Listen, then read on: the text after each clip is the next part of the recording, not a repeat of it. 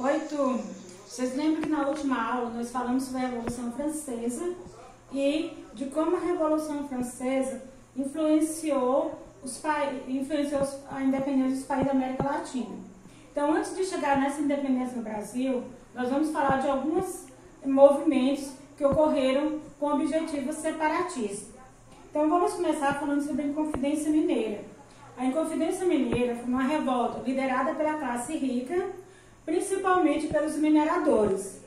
Então, com a decadência da mineração, o governo português, a coroa portuguesa, começou a confiscar os bens dos mineradores para repor a perca do imposto sobre o ouro. Então, essa derrama acabou gerando insatisfação de alguns mineradores, entre eles jornalistas, advogados, e inclusive tinha um militar que era José Joaquim da Silva Xavier, o Tiradentes. Então, a Inconfidência Mineira, ela tinha como objetivo o quê?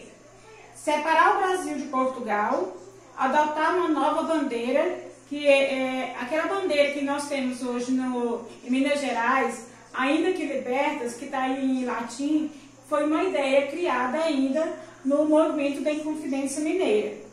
Desenvolver a indústria no país, criar uma universidade em Vila Rica, hoje Ouro Preto, criar o serviço militar obrigatório e incentivar a natalidade, porque naquela época existia um controle da natalidade.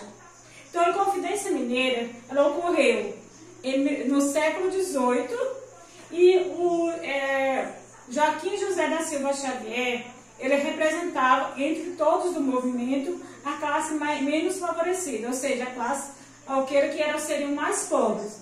Então, o governo português, para punir e para amedrontar a população, prendeu o Tiradentes, que foi traído por um outro minerador, e ao ser preso, o Tiradentes foi morto, esquartejado e colocado em praça pública.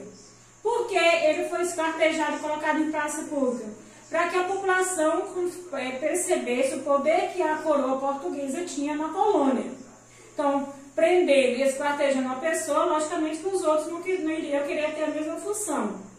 E os outros mineradores foram enviados para fora do país, principalmente para a África, como forma de punição, porém não foram presos, não foram mortos. O único que foi morto foi o Tiradentes, porque representava um dos mais pobres do movimento.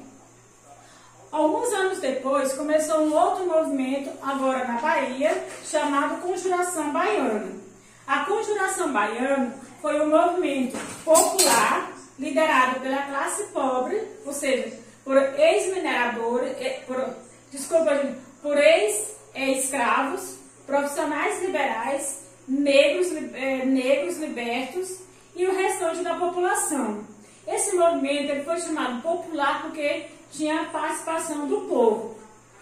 Qual era o objetivo desse movimento? Então, o objetivo desse movimento, como eu vou falar para vocês agora, ele tinha como objetivo o fim da dominação portuguesa no Brasil, a proclamação de uma república democrática, aumento da remuneração, aumento do salário dos soldados, abertura dos portos a todas as nações e melhoria das condições de vida da população. O que aconteceu com esse movimento? Mais uma vez foi sufocado pelo governo português, os seus líderes foram presos e os principais líderes negros foram mortos. Com o fim da Conjuração Baiana, nós vamos ter um outro movimento chamado Revolução Pernambucana. A Revolução Pernambucana aconteceu por quê? Primeiro, porque era Pernambuco, principalmente o Nordeste, que pagava grande parte dos impostos para manter os privilégios da coroa portuguesa no Rio de Janeiro. Nessa época, ou seja, em 1817, houve uma crise econômica gerada pela grande seca, que diminuiu a produção da cana-de-açúcar, da plantação do algodão, que era um produto de exportação. E um outro fato que contribuiu também foi que houve uma concorrência do açúcar brasileiro. Então, o açúcar produzido nas Antilhas acabou concorrendo com com o açúcar brasileiro, que a sua exportação entrou em decadência. Então, todos esses fatores contribuíram para que Pernambuco fizesse uma revolução contra o governo português. Logicamente que, mais uma vez, essa revolta foi sufocada pelo governo português. E assim nós encerramos o segundo bloco do nosso estudo.